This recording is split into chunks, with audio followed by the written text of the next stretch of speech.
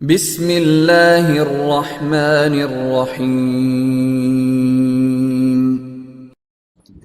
السلام علیکم ورحمۃ اللہ وبرکاتہ۔ الحمد للہ حمدا کثیرا طیبا مبارکا فیہ، والصلاة والسلام علی سید المرسلین محمد وآلہ وصحبہ اجمعین، اما بعد۔ حاضرین و ناظرین، یہ درس قرآن نمبر 219 ہے، اور آج سورۃ البقرہ کی صرف ایک آیت کی تلاوت و تشریح کی جائے گی۔ آیت نمبر 275 275۔ اعوذ باللہ من الشیطان الرجیم، بسم اللہ الرحمن الرحیم۔ الذين يأكلون الربا لا يقومون إلا كما يقوم الذي يتخبطه الشيطان من المس، ذلك بأنهم قالوا إنما البيع مثل الربا وأحل الله البيع وحرم الربا، فمن جاءه موعظة من ربه فانتهى فله ما سلف وأمره إلى الله، ومن عاد فأولئك أصحاب النار هم فيها خالدون، صدق اللہ العظیم۔ لفظی ترجمہ یوں ہے، الذین وہ لوگ جو یاکلون کھاتے ہیں، الربا سود، لا یقومون وہ نہیں اٹھیں گے، الا مگر، کما اس شخص کی طرح، یقوم الذی جو اٹھیں گے، یتخبطہ جس کو پاگل بنا دیا ہو، الشیطان شیطان نے، من المس چھو کر، ذالک بأنہم یہ اس لیے ہوگا کہ قالوا انہوں نے کہا، انما البیع مثل الربا بے شک بیع تجارت تو سود ہی کی طرح ہے، وأحل اللہ البیع حالانکہ اللہ نے حلال کیا ہے بیع کو تجارت کو، وحرم الربا اور حرام کیا ہے سود کو، فمن جاءہ بس جس کے پاس آئے، موعظۃ نصیحت، من ربہ اس کے پروردگار کی طرف سے، فانتہا اور وہ باز آ گیا، فلہ ما سلف تو ماضی میں جو کچھ ہوا وہ اسی کا ہے، وامرہ الی اللہ اور اس کا معاملہ اللہ کے حوالے ہے، ومن عاد اور جو شخص لوٹ کر وہی دوبارہ کرے گا، تو فاولئک اصحاب النار ایسے لوگ دوزخی ہیں، ہم فیہا خالدون جس میں وہ ہمیشہ رہیں گے۔ ترجمہ یوں ہے، جو لوگ سود کھاتے ہیں وہ قیامت میں اٹھیں گے تو اس شخص کی طرح اٹھیں گے جسے شیطان نے چھو کر پاگل بنا دیا ہو۔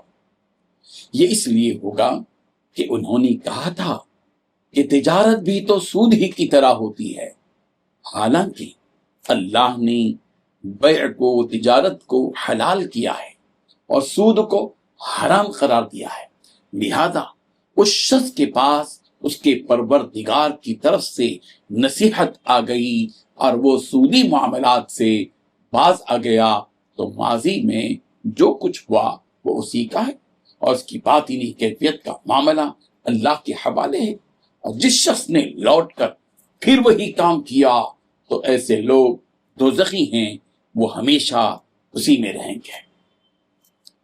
اس آیت میں 6 باتیں بتلائی گئی ہیں۔ پہلی بات، جو لوگ سود کھاتے ہیں وہ قیامت میں اٹھیں گے تو اس شخص کی طرح اٹھیں گے جسے شیطان نے چھو کر پاگل بنا دیا ہو۔ دوسری بات، یہ اس لیے ہوگا کہ انہوں نے کہا تھا کہ تجارت تو سود ہی کی طرح ہے۔ تیسری بات، حالانکہ اللہ نے تجارت کو حلال کیا ہے اور سود کو حرام قرار دیا ہے، چوتھی بات، لہذا جس شخص کے پاس اس کے پروردگار کی طرف سے نصیحت آ گئی ہو اور وہ باز آ گیا تو ماضی میں جو کچھ ہوا وہ اسی کا ہے۔ پانچویں بات، اس کی باطنی کیفیت کا معاملہ اللہ کے حوالے۔ چھٹویں بات، جس شخص نے لوٹ کر بھی وہی کام کیا تو ایسے لوگ دوزخی ہیں، وہ ہمیشہ اسی میں رہیں گے۔ بزرگان محترم، یہاں سے مسلسل 6 آیتوں میں سود سے متعلق متعدد احکام موجود ہیں۔ جن 6 آیتوں میں سے یہ پہلی آیت ہے جس کی تلاوت کی گئی، جس میں سود کا انجام اور اس کی حرمت یعنی اس کا حرام ہونا بیان کیا گیا کہ وحرم الربا، کہ اللہ نے سود کو حرام قرار دیا ہے۔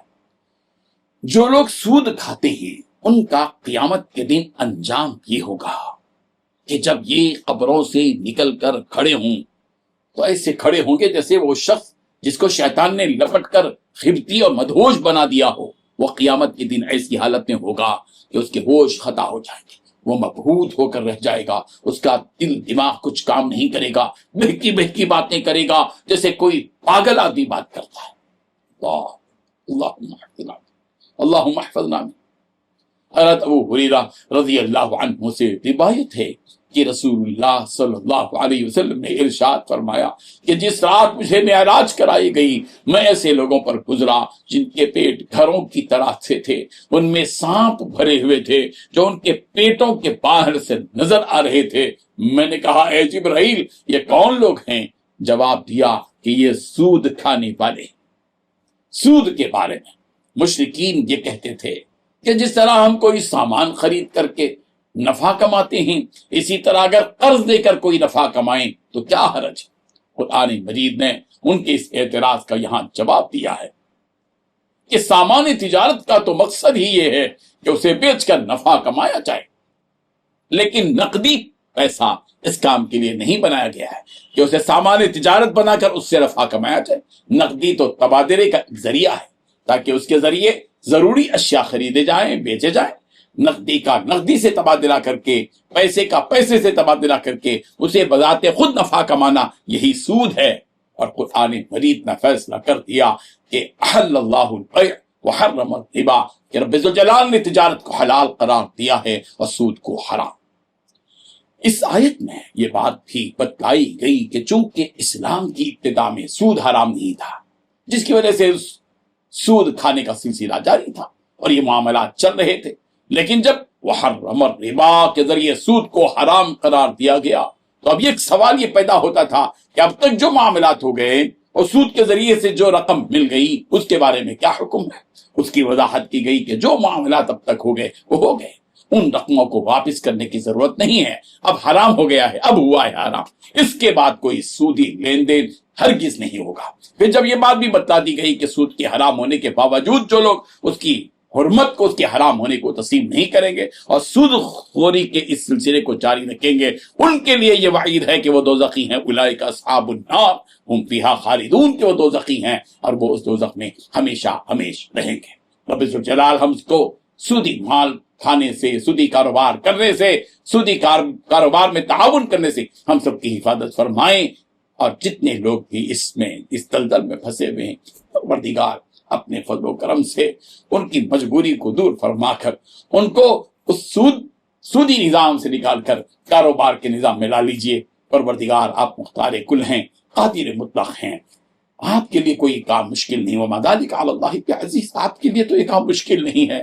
آپ پروردگار اپنے فضل و کرم سے ان تمام لوگوں کو اس وادی سے نکال کر، اس گڑھے سے نکال کر ان کو اس تجارت کی پہاڑ پر پہنچا دیجئے۔ آپ مختار کل ہیں۔ وآخر دعوانا ان الحمدللہ رب العالمین۔